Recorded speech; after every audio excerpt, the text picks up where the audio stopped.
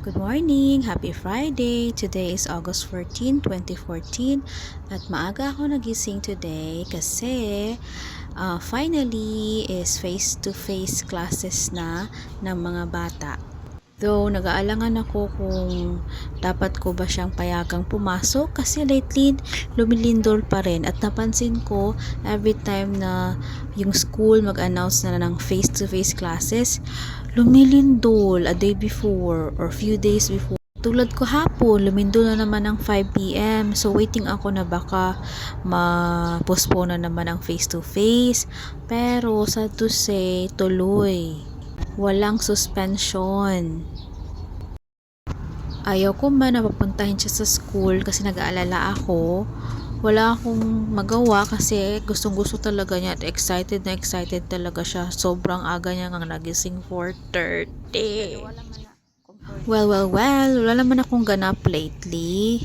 Actually, itong mga recorded na video ko last July pa to. Itong paglalaba ko sa bahay nila mama. Na-mention ko nga na hirap akong maglaba dito dahil limited lang ang space at yung na-discover ko is medyo mahina yung agos ng tubig. Like, for example, hindi ko pwedeng gamitin ng sabay yung gripo sa lababo at ng banyo. Kasi sobrang hina ng agos or worse, wala na talagang patak ang isa. Yun lang ang isa sa mga disadvantage na na-realize ko.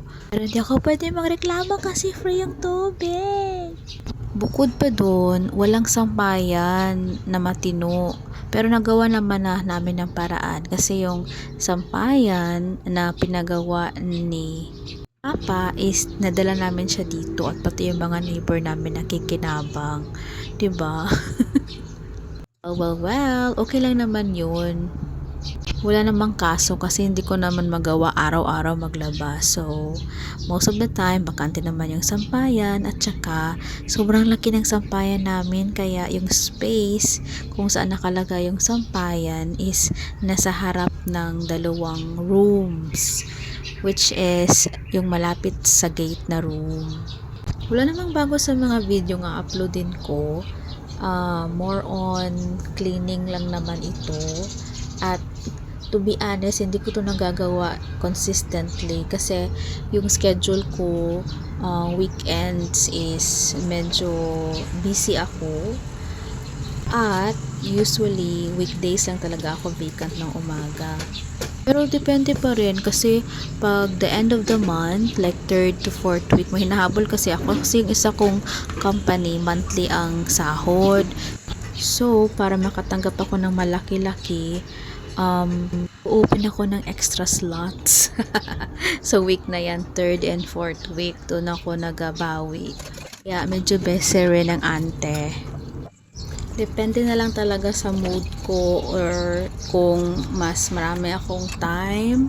Kasi sa totoo lang, hindi ko talaga siya magawa in real time. Kasi matagalan ang trabaho sa totoo lang. Siguro makakapag-video lang ako ng ganito ulit kapag meron akong whole morning na free. Maaga akong nagising which is very madalang mangyari kasi tulog is life sa mga 30-hanin. Isa sa mga pinaprioritize ko talaga is yung tulog ko. Bahala na late ako matulog basta makakapag at least 6 hours sleep ako that day. Napansin ko, lumilipad lalo ang isip ko kapag kulang ako sa tulog. Yun good na kapag halimbawa, nag-guilty talaga ako dito kasi kapag magturo ako ng business English, minsan yung isip ko lumulutang.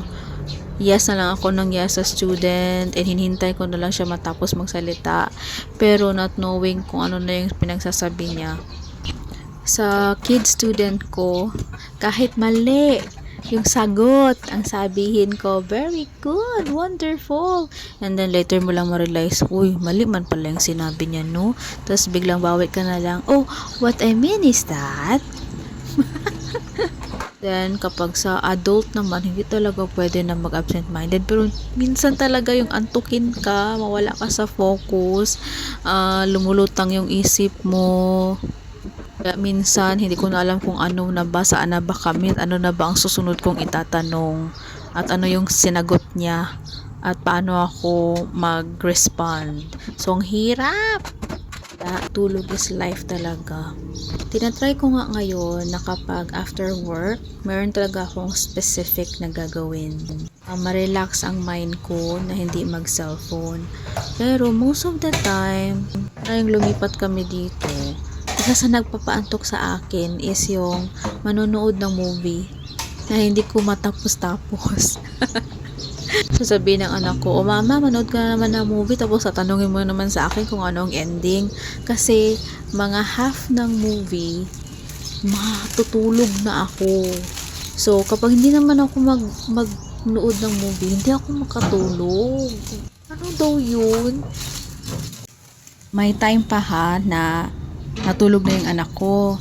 Tapos, pinatay niya yung TV. Tapos yung alam kong patay na ang TV, nakagising ako. And then, hindi ako makabalik ng tulog. Nakabalik lang ako ng tulog nung pinaandar ko ulit ang TV. 'Di ba? Ang weird. Sa bawat oras ng tulog, dapat din natin ipagpasalamat kasi it's another form of blessing. As I grow older, as we mature, ma-realize natin na yung mga blessing is not just about monetary. Maraming form ng blessing, like for example, yung mga kalat sa lababo, yung mga pinggan na wala pa nahugasan. Na ma-stress ka, iisipin mo na lang, may kalat sa lababo kasi nga, may kinakain kayo. Katulad na lang itong kalat sa kwarto, 'di ba? Iniisip ko na lang na form of blessing 'yan. Kasi kung ako lang mag-isa, edi malinis. Kaya marumi 'yan kasi hindi lang ako mag-isa. Hindi ako nag-iisa. I'm still with those person na mahal ko, 'di ba? Kaya sa bawat problema na darating, meron siyang katumbas na blessing. Kaya dapat palagi lang tayong positive sa buhay. Ganun. Kapag nagvi-video ako ng mga ganitong ganap, minsan tinatanong ko rin ang sarili ko, bakit ako nagvi-video? Nonsense naman.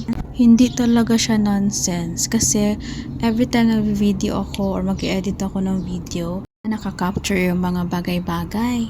Na-realize ko na itong mga bagay na nakikita ako sa video ko, dati, pinapangarap ko lang ito.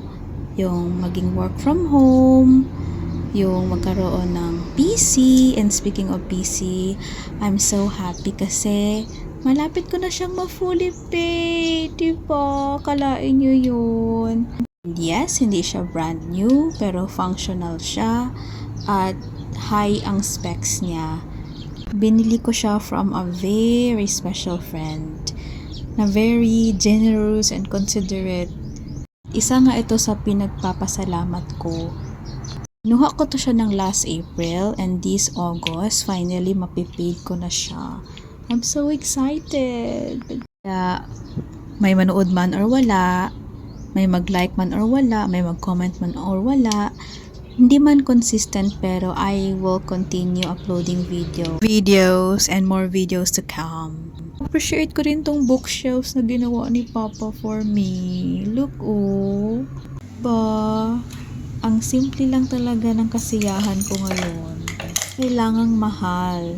Ang mahalaga, masaya ka. We choose our own happiness and we define our own success. Thank you, Lord, for everything. Yun lang sa ngayon. Bye!